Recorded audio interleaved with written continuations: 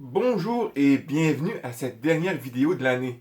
Aujourd'hui, je me suis dit pourquoi pas discuter avec vous du film qui est sorti cette année des Tortues Ninja. Je pense que la majorité des gens l'ont vu. Il est présentement sorti en streaming et il est apparemment sorti en Blu-ray depuis le 12 décembre 2023. C'est sûr que le sujet aurait été très bien pour un live et de partager ensemble notre ressenti sur le film. Mais pour l'instant, il est impossible pour moi, pour le moment, de faire un live. Mais ne vous gênez pas de vous donner votre opinion dans les commentaires tout en étant poli et courtois. Personnellement, je vais vous donner mon ressenti en lien avec le film, des moments que j'ai aimés et détestés, ainsi que des questions que je me suis posées. Je suis conscient que bien des gens ont aimé et bien d'autres ont détesté. Et je comprends les deux camps. Je vous respecte dans vos choix. Ce que je vais vous dire sera honnête et mon opinion personnelle.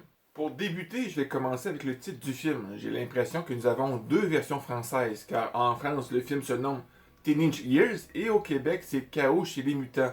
Depuis la traduction française, j'ai l'impression d'entendre les voix de nos comédiens et comédiennes d'ici et surtout lors de l'apparition du Shredder à la fin, ils disent le déchiqueteur, comme pour les films des années 90. C'est vraiment désolant. Le déchiqueteur. L'introduction du film avec Bastock Stockman et les agents du TCRI, j'ai apprécié ce moment, car on voit une autre facette de Baxter Stockman.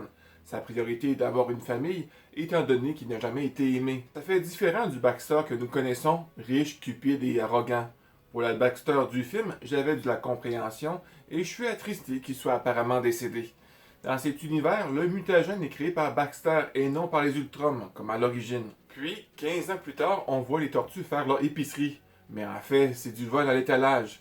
J'ai lu des commentaires de pères outrés par ces scènes, disant que ce ne sont pas un bon exemple pour les enfants et que cela encouragerait le vol à l'étalage. Et vous, qu'est-ce que vous en pensez? Personnellement, je pense qu'ils n'ont pas tout à fait tort. Il est possible que certains enfants soient influencés par ça. Mais je pense aussi que c'est le rôle des parents de dire à leur enfant de ce qu'ils voient n'est que fiction et ce n'est pas à imiter. Mais c'est un sujet très sensible car l'éducation des enfants est différente dans chaque famille. Donc, après l'épicerie, les tortues font un détour pour regarder un film en plein air. Les tortues nous font ressentir qu'ils aimeraient être acceptés parmi les humains. À ce moment du film, ce qui nous fait ressentir ne me dérange pas du tout. C'est possible que les tortues, dans leur jeunesse, ont ressenti ce désir d'être acceptés. Ce qui arrivera plus tard va me déranger un peu plus. Sur l'origine des tortues, je me pose une multitude de questions, comme pourquoi les tortues sont dans les égouts. Est-ce des animaux du laboratoire de Stockman qui se sont échappés ou une personne a laissé tomber ses tortues dans les égouts? Rien n'est dit sur leur provenance. Oui, c'est vrai que Superfly raconte aux tortues comme s'il était au courant de leur origine, mais c'est pas clair. Il peut juste avoir deviné, car après tout, de quelle autre façon les tortues auraient pu muter, et surtout après 15 ans. De plus, pourquoi ce Splinter a choisi ces noms pour les tortues? Rien n'est dit qu'il est un amateur d'art, comme les autres Splinter que nous connaissons. L'enseignement du ninja est une vraie farce. Apprendre le ninjutsu par des vidéos ne te fait pas de toi un véritable guerrier.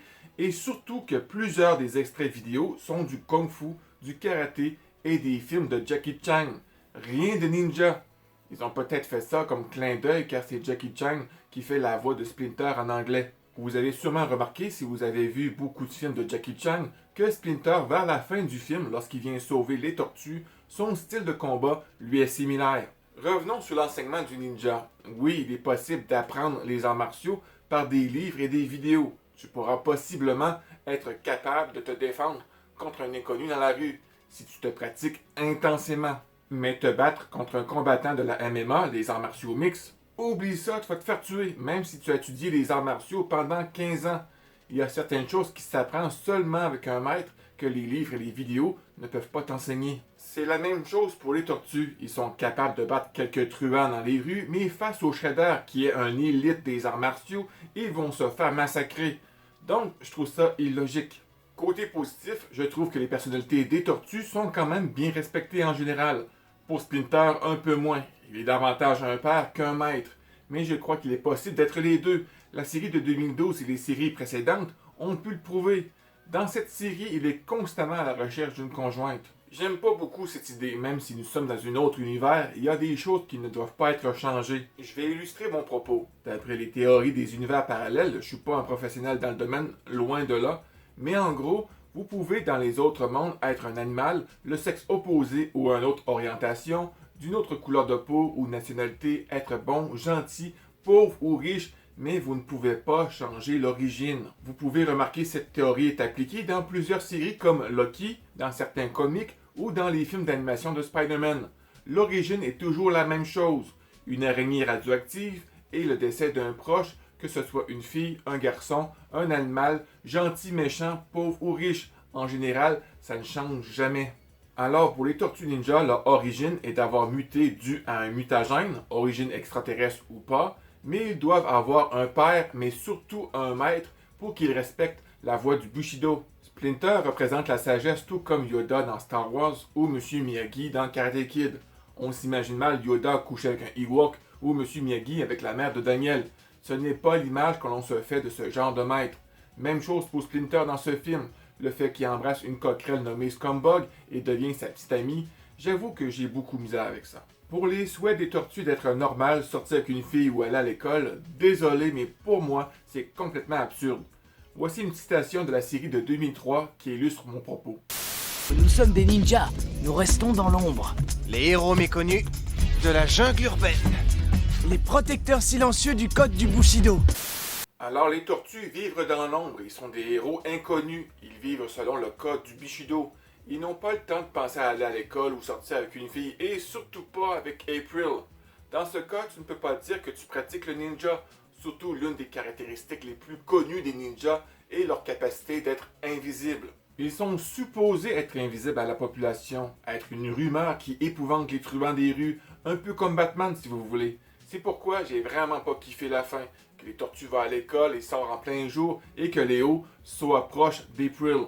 En parlant d'April, le combat des tortues dans le garage pour récupérer son scooter était plutôt bien, mais ce que j'aime pas d'April n'a aucun lien avec sa couleur, mais sa personnalité et même son design, surtout lorsque tu vois d'autres croquis d'April, était beaucoup mieux.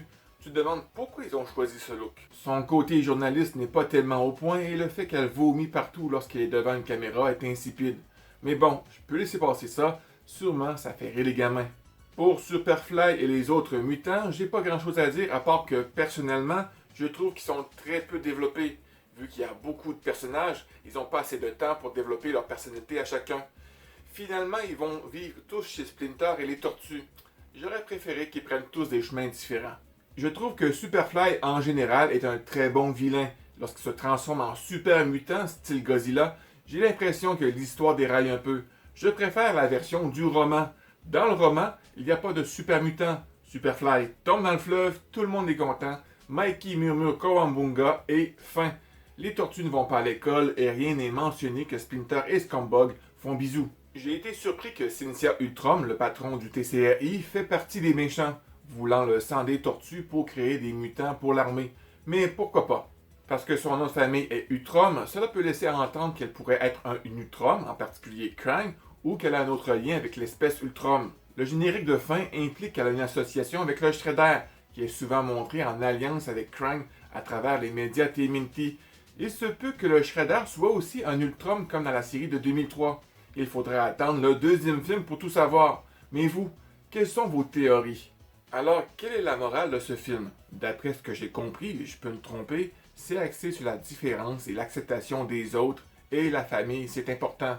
Rien des révolutionnaires, mais je dis pas ça négativement, c'est souvent des thèmes utilisés pour des films familiales. Il y a plusieurs clins d'œil à l'univers des tortues qui est plaisant à voir. Le petit rôle de Kevin Eastman, le co-créateur des tortues, en tant que bon gars qui offre l'aide à Splinter, est intéressant, mais je sais pas si ça a une signification. En conclusion, j'ai bien aimé les couleurs, l'animation et le combat. Certaines choses m'ont déplu, mais en globalité, le film était divertissant. Je suis conscient que le film est davantage pour toucher une nouvelle génération de fans, et c'est pour cette raison que ce film, pour moi, ne réussit pas à atteindre la cheville du premier film des années 90. Une série télévisée d'animation 2D de 2 saisons est prévue sur Paramount+. Espérons que ça répond à mes questions. Alors cela conclut la vidéo les amis, c'était mon opinion personnelle pour le film et c'est très rare que je le donne, car je priorise l'information sur la chaîne. Je trouve ça davantage plus important et intéressant. Que vous avez aimé ou détesté le film ou mon opinion, si vous voulez partager votre opinion, c'est votre droit. Mais n'oubliez pas, nous méritons tous le respect. Mais je sais que vous êtes une magnifique communauté et j'ai confiance en vous tous. Je vous laisse mettre le petit pouce bleu, de partager et de t'abonner si cela n'est pas encore fait. Je prends le temps de remercier la communauté, chaque abonné, du temps que vous avez passé à regarder les vidéos, d'avoir mis un pouce bleu, de commenter et d'avoir partagé. C'est grâce à vous que cette chaîne fonctionne. Sans vous, elle n'existe pas. Alors merci du fond du cœur. Je tiens à remercier spécialement Archeotoys et Tortue Ninja France de leur aide qu'ils m'ont apportée pour certaines vidéos. Profitez du temps pour être avec vos amis et la famille. Soyez toujours prudents parce que vous êtes importants. Et on se revoit l'année prochaine. Bye bye. 坂の間に間に仰せのままにもっともっと自分を愛せるよ鏡を見てごらんよもうわかるでしょみんなを